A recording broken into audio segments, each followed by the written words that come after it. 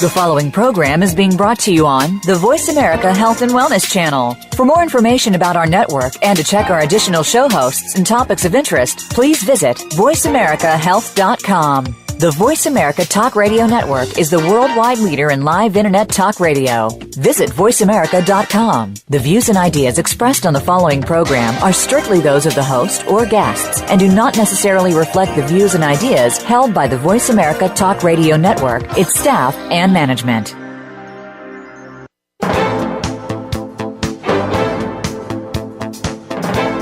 Welcome to Straight Talk with Sandra Reish. Are you trying to master the game of life without success? There are secrets and strategies to living your best life. We'll share some of them with you on today's show.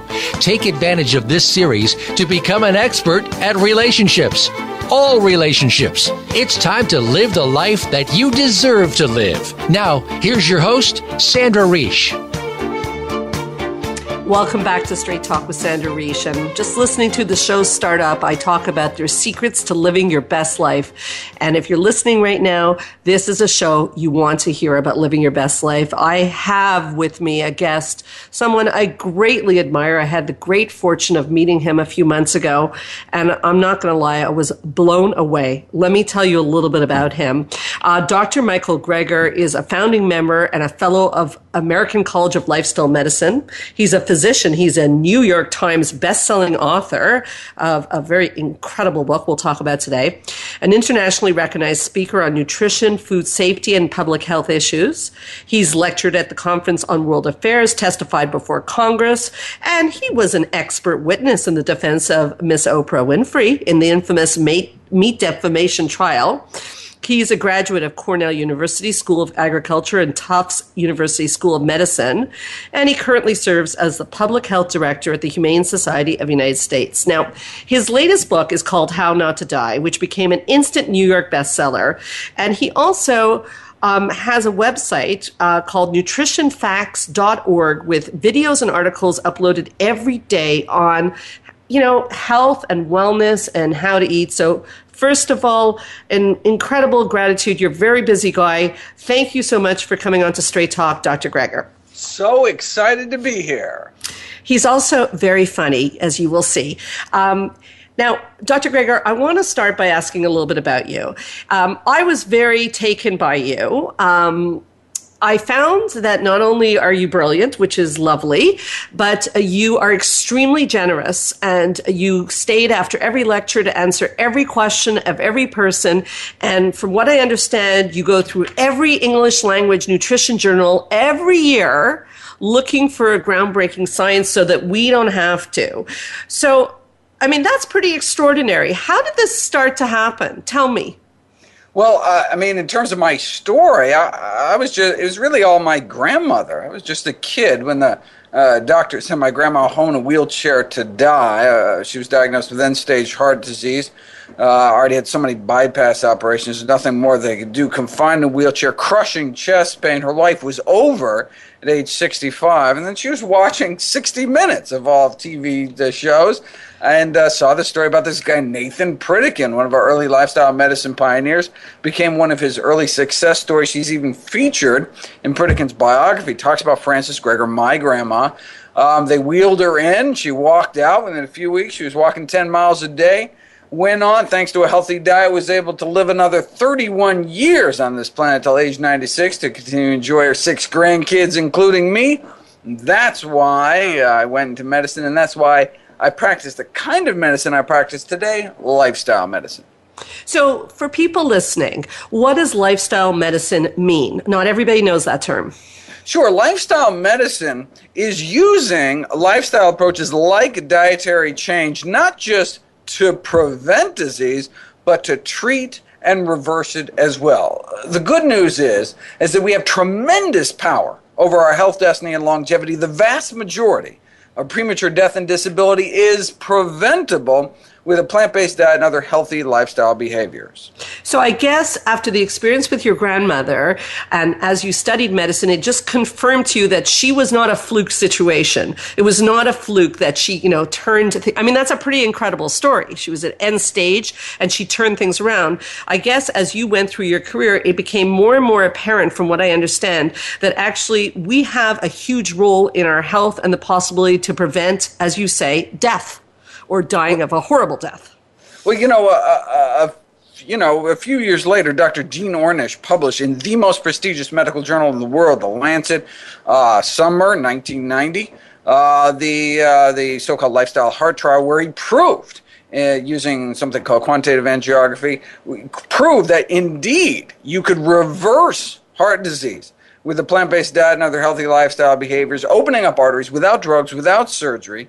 Yet, when I was shocked to find out in medical school that this entire body of evidence was largely ignored by mainstream medicine. So I said, wait a second, if effectively the cure to our number one killer, heart disease, could get lost down some rabbit hole and ignored, what else might there be buried in the medical literature that could help my patients? Well, I made it my life's mission to find out. That's what led me to start nutritionfacts.org, and that's what led me to write the new book, How Not to Die. Okay, so firstly, we're definitely talking about becoming plant-based for these medical issues. So I guess the first question is, how did that happen for you? You weren't always plant-based, I'm sure. No, I mean, it was actually, I was inspired by my grandma's story, but actually didn't change my own diet. I just kind of assumed, well, that's the diet you go, that's a therapeutic diet. And so if you get sick, that's what you do. Just like you take a medicine, you take a particular diet. And so I didn't change my own diet until July 1990, published in The Lancet, Dr. Ornish's lifestyle heart trial. There it was in black and white, could no longer be ignored, preventing, treating, reversing heart disease with lifestyle alone. I said, well, look, I mean, that's I've got things I want to do on this planet, and so I want to live as long as I possibly can in good health. And so 26 years ago, I changed my own diet and never looked back. Never looked back. So is that journey of 26 years what inspired you to write this book, How Not to Die? Well, it was the lack of acknowledgement of this mountain of evidence.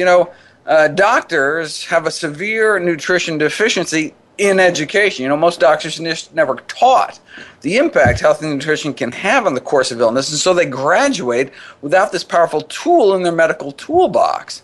There are also institutional barriers, time constraints, lack of reimbursement. In general, doctors aren't paid for counseling people on how to take better care of themselves. Of course, the drug companies also play a role in influencing medical education and practice. You can ask your doctor, when's the last time they were taken out to dinner by Big Broccoli? Probably been a while.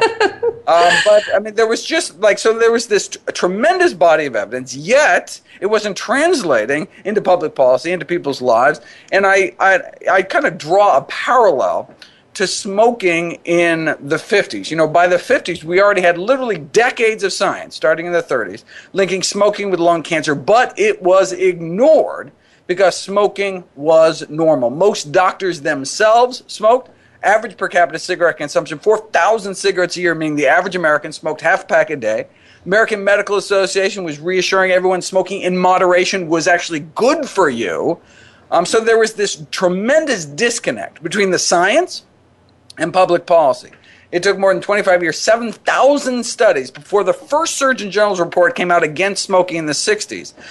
So until the system changes, we need to take personal responsibility for our own health, for our family's health. We can't wait until society catches up to the science again because it's a matter of life and death. Wow, well said. So it's hard to believe you're saying that we were told smoking was good for us for a long time, like we're told now that milk and meat does the body good. That's your analogy. It's the same thing where the science is clear. The best available balance of evidence clearly suggests that the healthiest diet is one that minimizes the intake of meat, eggs, dairy, and processed junk, and maximizes the intake of fruits, vegetables, legumes, which are beans, split peas, chickpeas, and lentils, whole grains, nuts and seeds, mushrooms, herbs, and spices, basically real food that grows out of the ground. These are our healthiest choices. There's a remarkable consistency in the nutrition science literature.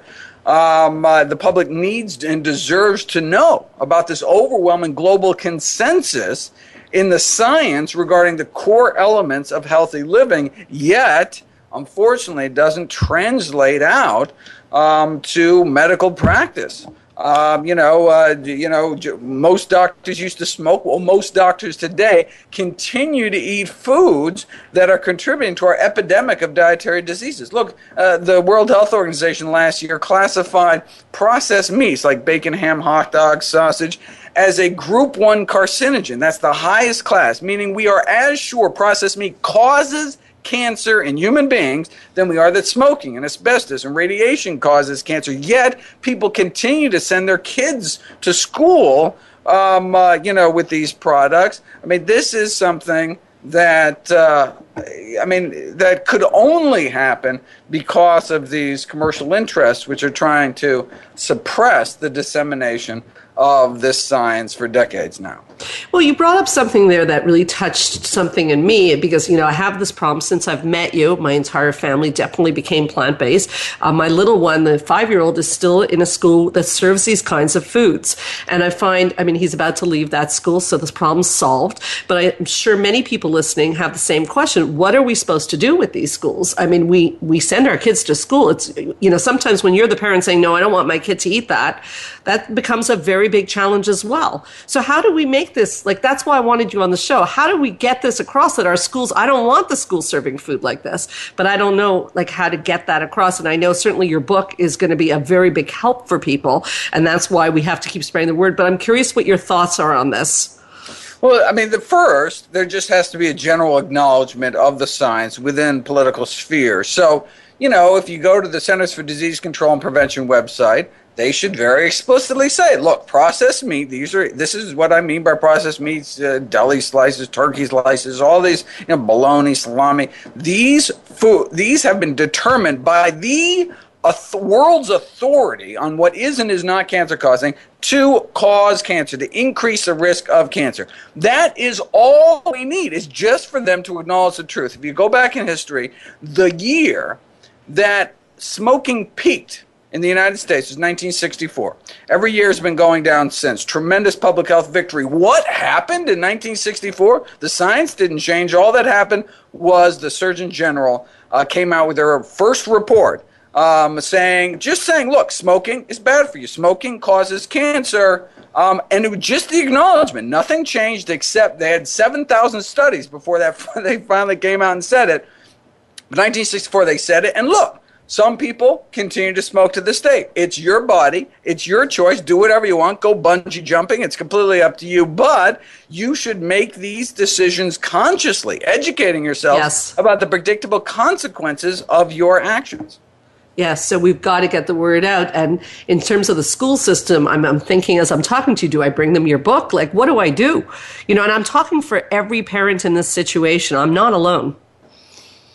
Well, there's been a tremendous movement in the grassroots for these healthy initiatives like Meatless Mondays programs. And so some of the biggest school systems in the country now participate. For example, LA Unified, which I believe is the largest school system in the country, every Monday there's no meat in the cafeteria. Wow. No meat at all. And their hope is to cut down meat consumption 15%, one day out of the week at least.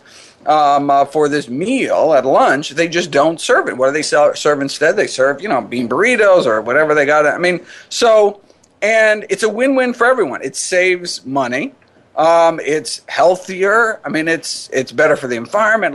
Just kind of on down the list. And so some of the biggest schools, the big school system in Florida that's doing, these are not like little, private schools somewhere with, 20 kids. These are massive institutions, which put out tens of thousands of meals every day. And they have recognized and the American Heart Association, all the, mainstream groups, all supporting this public health initiative, which was initially put out by the Johns Hopkins School of Public Health, supporting Meatless Mondays. We have to start reducing our meat consumption. So that's a good place to start. You're like, look, the authorities are already behind this.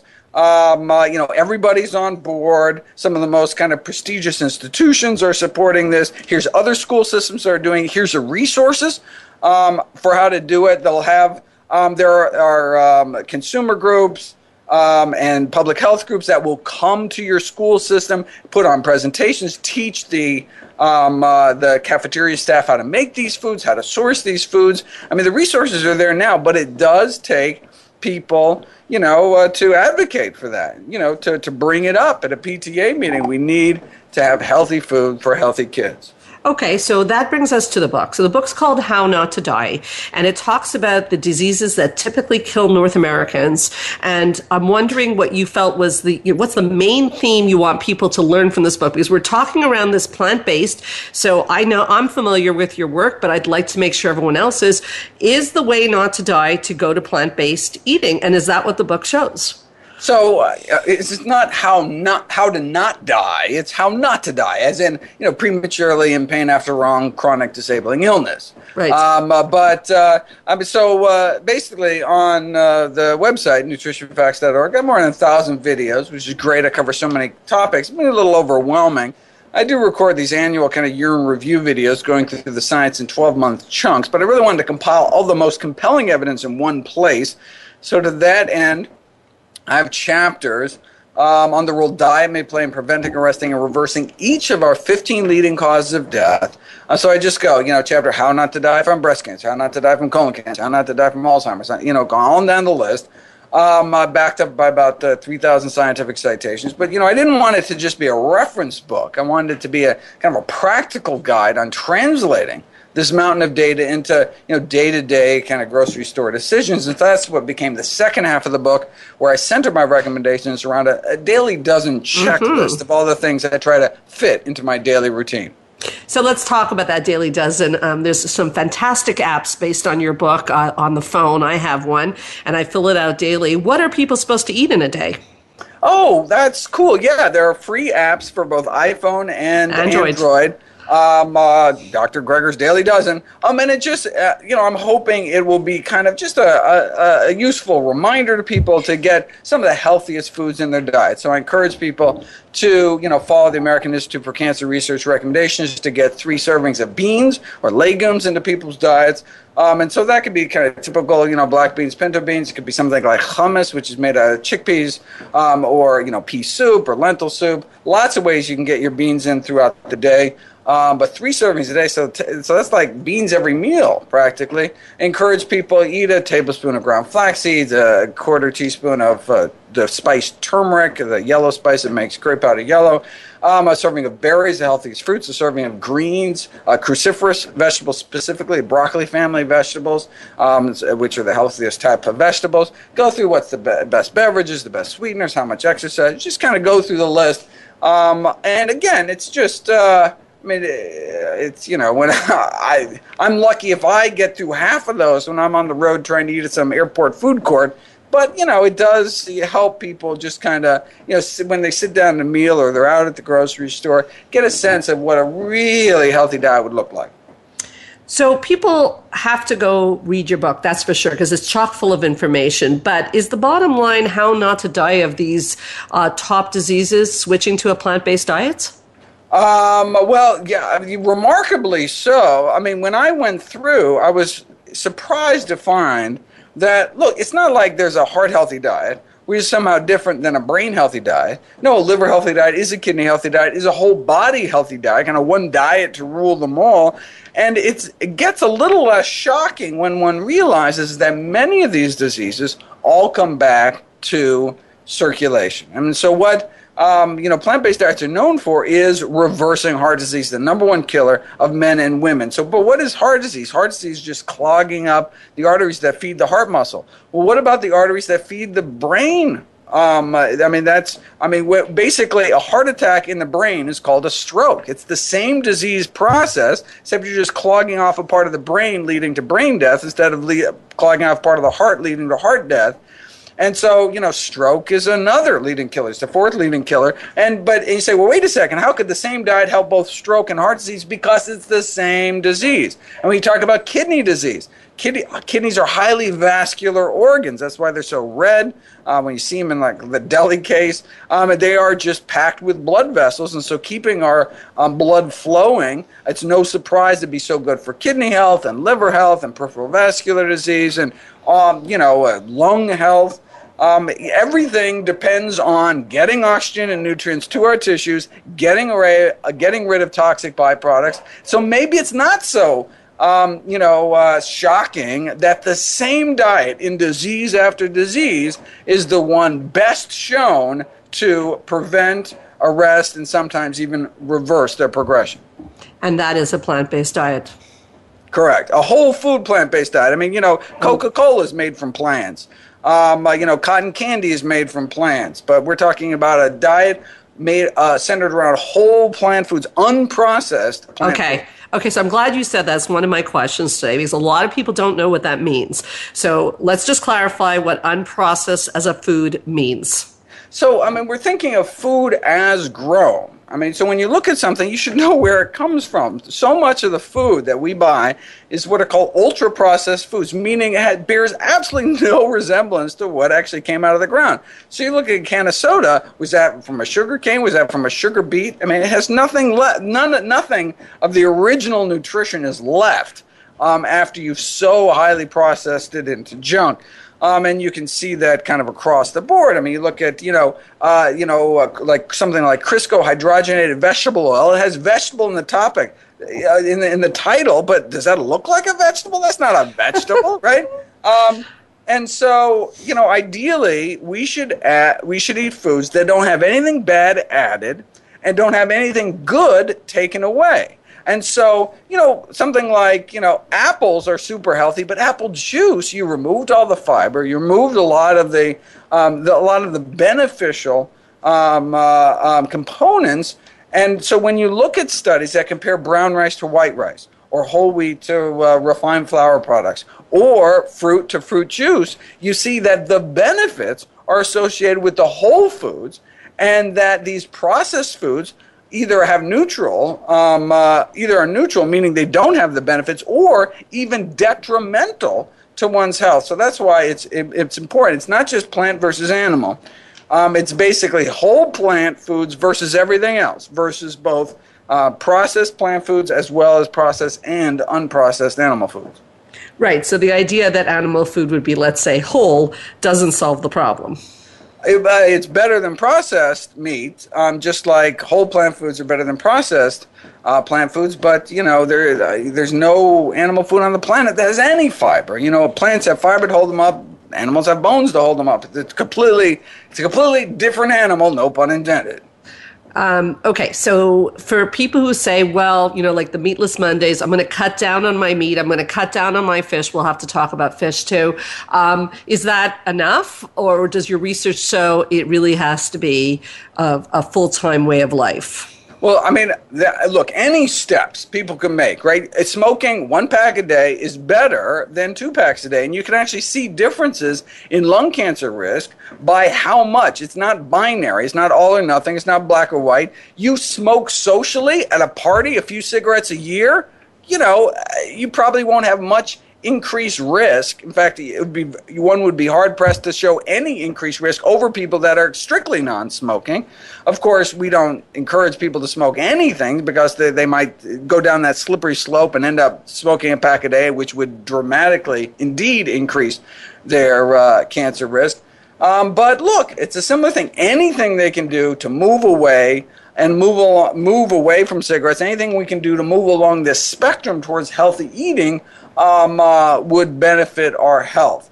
Look, you can choose moderation, hit yourself with a smaller hammer, but why beat yourself up is all. As a physician, I just lay out the potential consequences of one's actions. But when it comes to my smoking patients, I don't tell them to cut down a half pack a day. I tell them to quit. Sure, a half pack a day is better than 2 packs, but ideally we should only put healthy things in our mouth.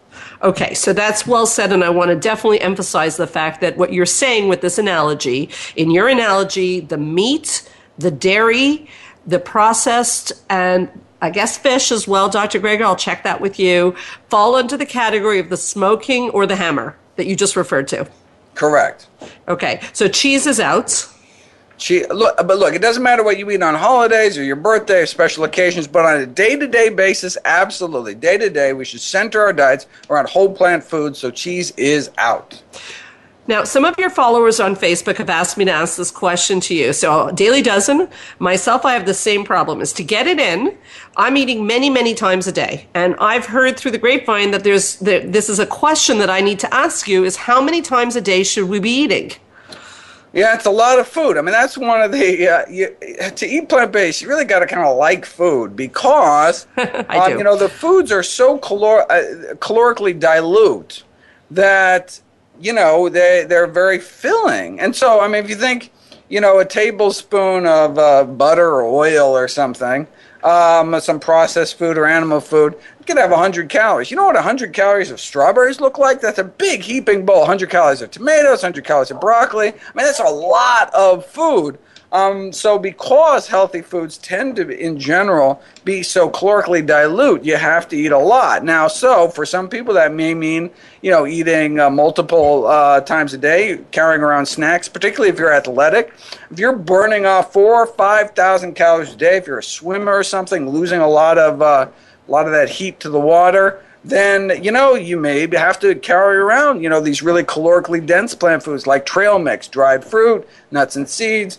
Doing smoothies, another way to pack in a lot of calories and kind of sneak it by your body in liquid form so it doesn't count it as well.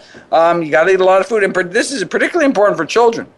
Look, small kids got teeny little tummies, and so so for us adults, food with lots of fiber and water and all this stuff, that's great. But look, if you got a teeny little stomach, then you have to pack in calories. You have to pack in energy. So we're talking nut butters. We're talking, really calorically dense foods to pack in a lot of calories and nutrition in a really small space.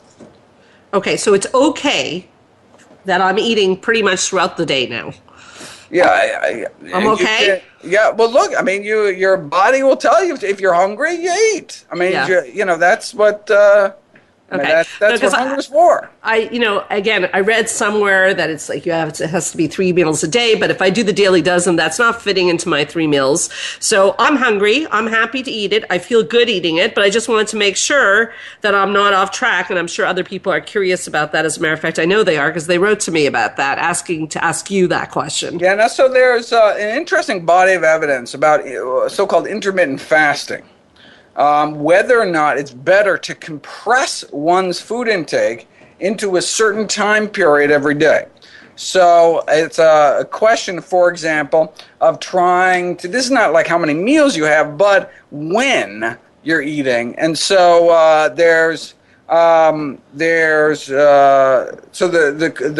proponents of intermittent fasting suggest one should try to fit all one's eating into 8 hours a day. So then every day you're actually fasting 16 hours. You're fasting 2/3 of your life. And people do that different ways. Either they skip breakfast or they eat early and then have an early supper and then don't eat at night. Now, is that something we should strive to? That is a research question that I will do a whole series of videos about. I have a big folder packed with literally hundreds of studies that have put it to the test, and I have yet to go through them, but I'm excited to do so because it's an intriguing research question. So the answer's out there. I just haven't had a chance to figure it out yet. So it's you don't know the answer yet, and it's not unequivocal, I guess. Now, maybe it's completely unequivocal. I just haven't looked at I got to read it to find out. Okay, you're a busy guy. So now you also talk about water in this, and we're going to go into exercise. So water is very important. And I remember you talking about the importance of water even in kids. And I've been mentioning that, I remember you talking about a study of kids drinking water during their school year as being important, and certainly for us. Can you say a bit about that? Yeah, it's really amazing. So actually, a significant boost in test scores. They found out when they actually surveyed kids that a lot of kids don't have any water for breakfast. They arrive at school already dehydrated. And now not dehydrated enough that they notice it, but dehydrated enough that actually affects their cognitive function. And that if you randomize kids into two groups and half, you just have them chug a glass of water before taking a test, those that drink the water do significantly better, which suggests that they were dehydrated, that their body was not working at peak performance. And the answer is simple: just drink some water. There are also some, green tea, herbal tea. There's other healthy beverages to eat, but water is always a good idea. Now, I know for a fact that you are walking on a treadmill as we're talking, aren't you? Of course I am. Yes. And when I came home from meeting you, I went and got myself a treadmill desk. No way! I Cool. did. You blew me away. Absolutely. You were my hero. Exciting. What did you get? I actually, hold on, let me just check the brand here. You know what? I don't know. It's a glass desk right on my treadmill, and it's been absolutely. But you know what? You do it for 7 hours a day. The first day I did it for 4 hours, and I almost died. Yeah, you got to start slow. You got to build up. But look, like any exercise program, you always got to start slow. Particularly because you don't want to put too much stress on your knees and your feet. You got to have good footwear. But look, it's the kind of thing, just like diet. Diets never work because by definition, you go on a diet, you go off a diet. No, it has to be a lifestyle. It has to be, I need to figure a way to eat that I can literally eat the rest of my life. So I have to enjoy it. It's got to be convenient. It's got to be, all those wonderful qualities. Same things with exercise. You have to figure a way to fit exercise in your day where literally you can do it every day for the rest of your life. It just would fit into your schedule. And so, look, you got your whole life to exercise. So you just got to find out, tweak, play around. Experiment and find ways that it's comfortable and enjoyable, and for me, definitely the treadmill desk. I can I walk about 17 miles a day, and I don't even notice it until you reminded me. I'm just walking and talking. You forget you're even on it. Yeah, I'm not that good at it yet as you are, but it's certainly why it spoke to me, and I hope people hear this, is that as you said it, I realized that as I became as I finished my studies and went into the field of psychology, that's when every physical problem I have started. Oh, no. Because I worked in a bar before and I was standing. That's where I got my real psychology training, by the way. But when I started sitting, and as I got older, every possible problem that could happen happened. So obviously, there are dangers to sitting. And you talked about there's dangers of sitting all day. Yeah. I sit all day in my job. Yeah, no, there really are. So it's not just inactivity, but sitting in particular is associated with increased risk of premature death, even if one then, for example, goes out to the gym after their desk job. That does not completely wipe out the risk of sitting. We were not meant to sit all day. It does all sorts of blood pools in our arteries, causes dysfunction, interferes with insulin resistance, a lot of bad things. Now, look, if you do have to sit all day, there's lots of things you can do. You can get up and you take frequent breaks, get the blood flowing. You can do a standing desk where, literally it's the same thing, but you can just stand. There's some desks that go up and down, so you can sit, you can, so you can sit, take a break, then go back up. Again, that's not going to work for other people. But there's, you got to find some way to keep active that's critical for health and longevity. So I just want to clarify one thing with that. So the walking desk, you do 7 hours a day. Do you also do a cardio exercise? I remember asking you that, but I don't remember the answer. I didn't until recently, actually. So because I just couldn't figure out how to fit it in, because the only reason I'm getting any exercise is because it doesn't distract my work. Right, so you're multitasking. Right. And that's why before I got my treadmill desk, I wasn't getting any exercise at all. So I was just being a terrible role model for people. But, the same thing with sleep. I don't get enough sleep. Why? Because I find I'm less productive when I'm unconscious. So I got to, but I'm getting better both on the sleep front, and I did start doing cardio. And now what I do is I do what are called burpees. Whenever Horrible things. Any moment. So if something's in the microwave for a minute, I can fit it. I can do 10 right there. Or if I'm waiting for, anything, I can just drop and just shoot my heart rate up. I'm surprised at how many little opportunities I have to do that. And so I'm really excited that I'm slowly but surely working it into my routine. Well, it was very helpful for me because I guess we have that type A thing in common. And the fact that I can kill two birds with one stone is very appealing to my personality type, because I also felt I have too much work to do to get away. So I really recommend that for people. I'm talking fast because I want to get the maximum time. And Dr. Greger's a busy guy, so he's got stuff to do. I want to ask you two very important questions. After you left the cruise that I was on with you, there was a big debate. Like, we had a bunch of doctors arguing about this question. I wish you had been there. Oh, I wish too. I didn't hear about this. It was quite exciting, but disturbing at the same time somehow. About oil. There was a panel, and I think you got off the ship by then. Oh, I wish I wish you would have been there. We needed you bad. Yeah. So what about oil? Is it healthy or not? My husband still doesn't believe me that it's not healthy. I need to hear it from Dr. Greger. Well, you need to tell your husband that you are always right. Tell us. No. So look, oil, even just on the face, oil is processed food, right? I mean, it's the table sugar of the fat kingdom, right? So you take something like a sugar beet, super healthy food, you remove all the nutrition, you're left with table sugar, right? So same thing with oil. You take like a walnut, super healthy food, you remove all the nutrition, you're left with walnut oil. It has a little vitamin E, some of the fat-soluble nutrients, but basically you removed all the fiber, all the water-soluble nutrients. It's like, why would you do that? You just stole all that nutrition from your food. Unfortunately, it gets worse than that. It's the most calorically dense food on the planet.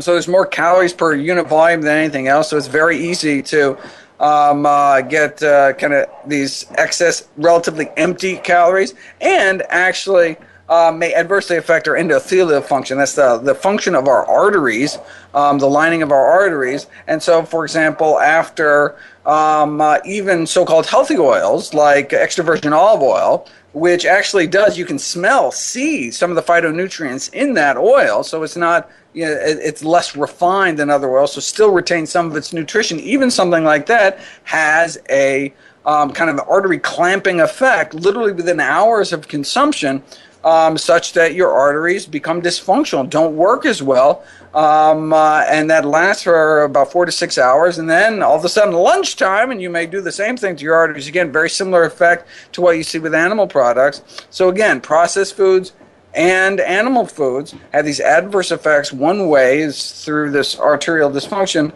and so ideally we should try to eliminate oil from our diets. Again, doesn't matter what you do on that cruise, as long as you don't do the cruise every month. I mean, no, look, so it's not something to be obsessive about, but in general, on a day-to-day basis. So, for example, we just don't have oil in the house. Right? But look, when we go out to a restaurant, of course they're going to add oil. They're going to add too much salt. They're going to, look, if you don't have control over your diet, you have as much control as you can possibly exercise. You can go to a healthier restaurant. You can choose some of the healthier options.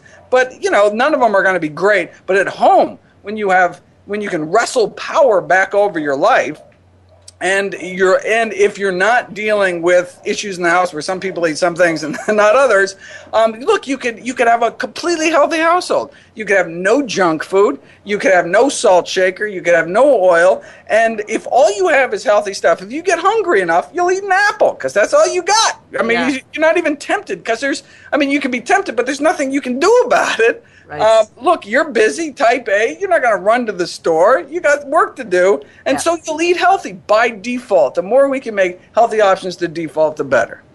Okay, one more question, and then I'll just shout out a personal thank you to you. I saw a quote online. You never know if a quote is directly from you, but I was curious about this. It was a bit controversial, so I want to check it with you.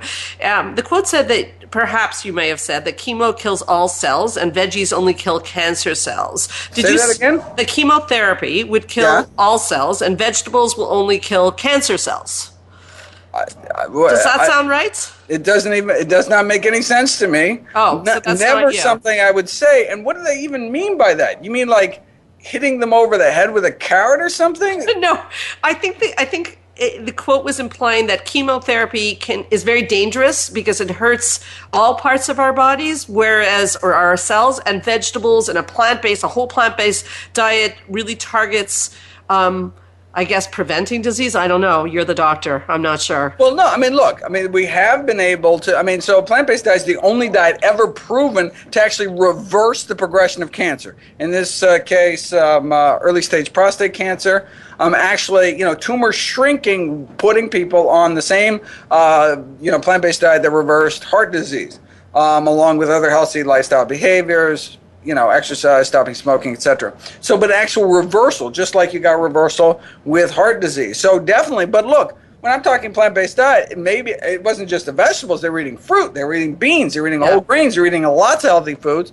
In fact, the only single food cancer progression reversal was actually done with a fruit, strawberries. I have this amazing video about the reversal of the progression of the development of esophageal cancer just by eating approximately a pint of strawberries a day.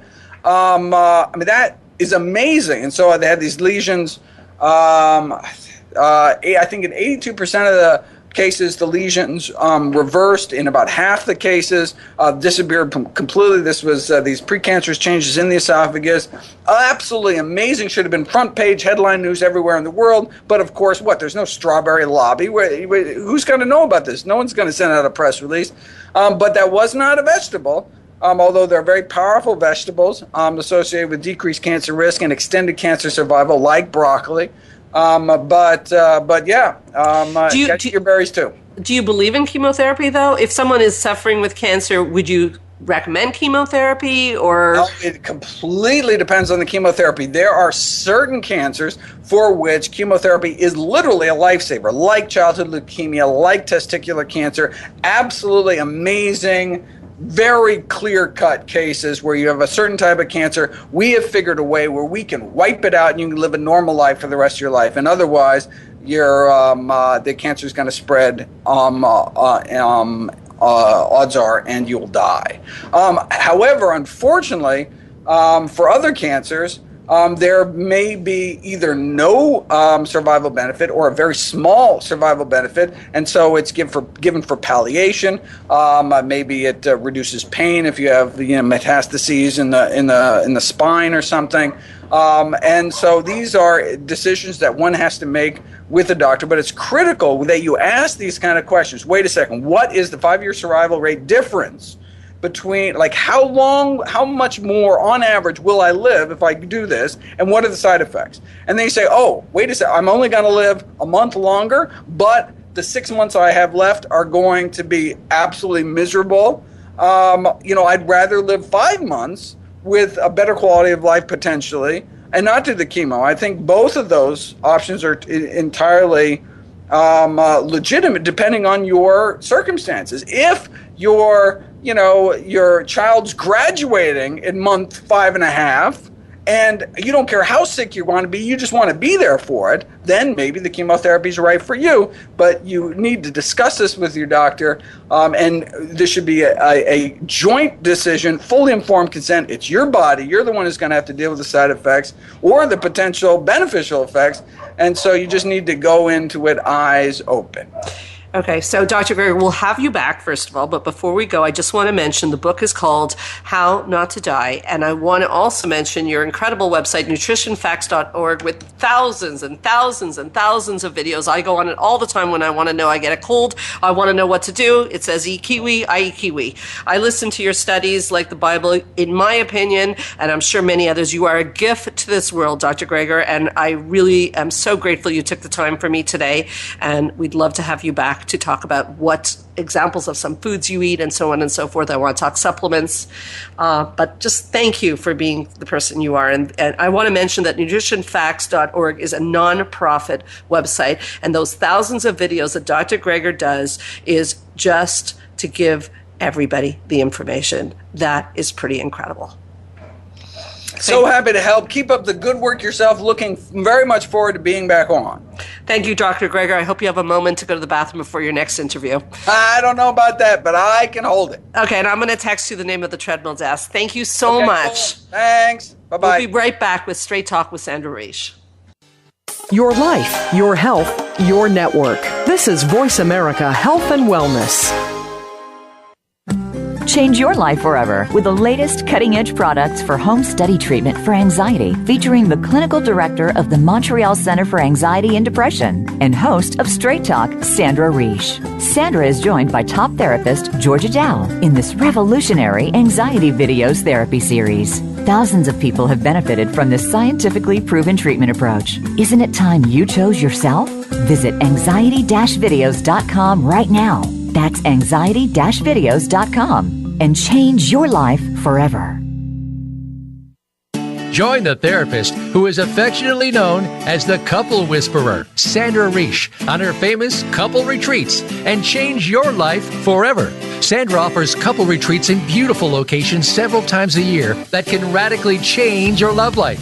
Couples describe her retreats as life-changing. Regain that loving feeling, bring your intimacy to a new level, and rediscover excitement and joy. Find out more at helpforanxietydepression.com or call 514-796-4357. We all want love and safety. Now you can have it. Call 514-796-4357 or helpforanxietydepression.com. Spa Munari is a full-service wellness day spa located at the heart of West Island, Quebec. Submerge yourself in beauty with one of our many treatments, specially catered to your needs. We offer facials, manicures, pedicures, hair removal, massages, body treatments, and so much more. Enjoy our ultimate relaxation experience with our spa packages. We offer a men's menu as well. Call us today to book your next appointment at 514-695-5040 or visit us on the web at spamunari.com. That's 514-695-5040 or spamunari.com. Your life, your health, your network. This is Voice America Health and Wellness.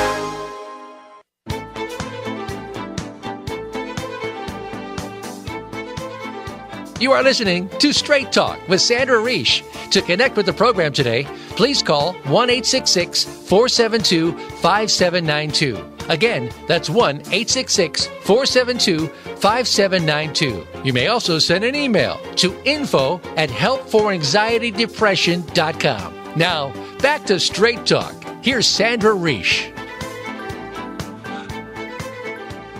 Hi, we're back with Straight Talk with Sandra Reish. That was such an amazing moment and a time with Dr. Greger. I want to explain why I felt this interview was so important and a little bit of why I have asked these doctors to come on the show. So Dr. Greger, as I started the show, spends his life going through, again, every issue of every English language nutrition journal looking for groundbreaking science. Now, I don't know about you, but I don't have time to do that. And when I went on this trip this year that I've talked about on a number of shows, it was called a holistic cruise. What I what bothered me is, I mean, you know, there's many different opinions on what you should eat, and we're all in the same situation. Every week another article comes out and tells you that what you thought was good for you is not, and so on and so forth. But what bothered me a lot, and I became determined to get the word out to anyone who listens to my show, is that we're not being given the full information. And like Dr. Greger so well said, once you have the information, it's your choice. It's just like he said about smoking. I mean, if you're smoking and you know it's going to kill you and you decide you want to smoke, cool, no problem. It's your life after all. And even if it's our partners or our friends, it's their life. And I think it's really important that we don't take it upon ourselves, as I often say in my practice, to teach people the error of their ways. On the other hand, I think it's also very important to get the information out. So when I came back from this cruise, I went with my husband, and he was a little bit more, I would say, cynical about the whole plant-based, you know, whole food plant-based. I mean, he believes in health for sure, but he kind of felt that, you know, he was pretty healthy. And it was interesting what happened is listening to Dr. Greger and Dr. Clapper, who was on the show, and Dr. Bernard, who's coming on the show, and Dr. T. Colin Campbell, who's coming on in June, who wrote The China Study, which is considered the most comprehensive book on nutrition in the world. That and The Brilliant How Not to Die by Dr. Greger, and all these guys, they just wrote incredible books. The lectures were so inspirational, and the research was so unequivocal. And as a scientist, it's hard to argue with research. So even my husband looked at me and said, okay, we're going to go home and we're going to talk to the kids about this. Now, it's not easy to come home and tell young kids that they're not going to have ice cream because ice cream is made of dairy.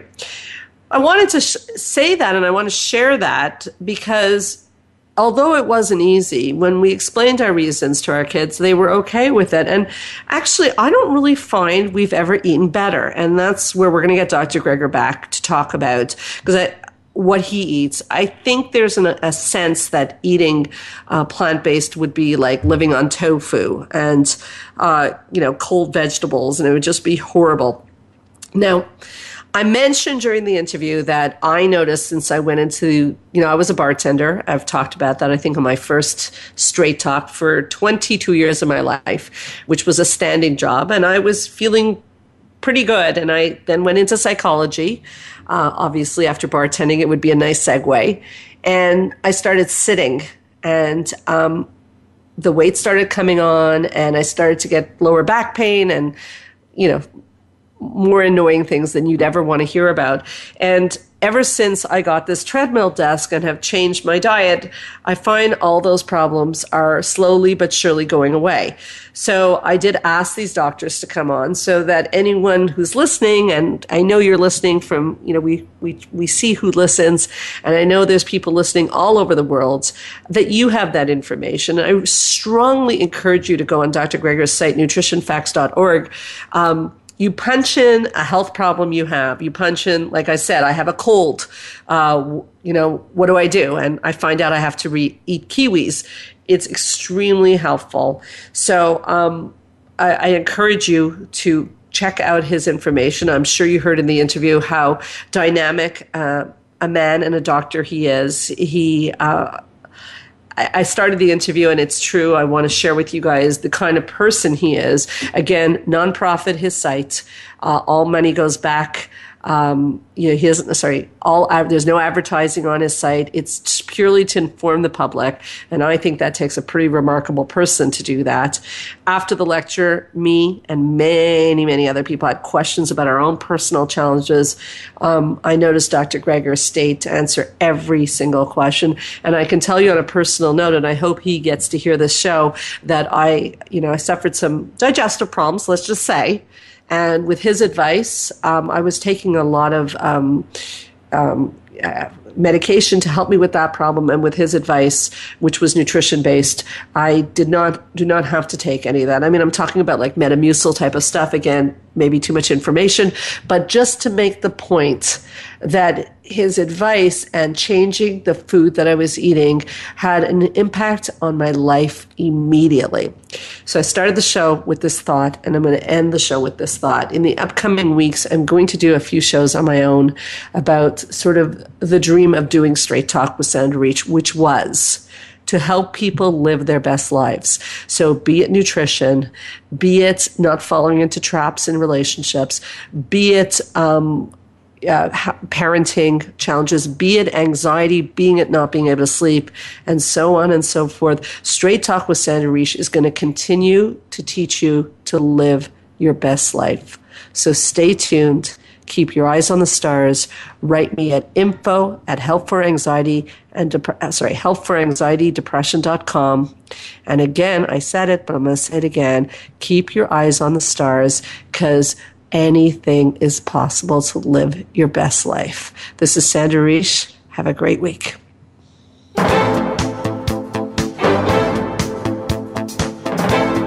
Thank you for listening to Straight Talk with Sandra Reich. We hope you've enjoyed today's show, and we'll tune in again next Thursday at 3 p.m. Pacific Time, 6 p.m. Eastern Time on the Voice America Health and Wellness Channel. Now, go live your best life.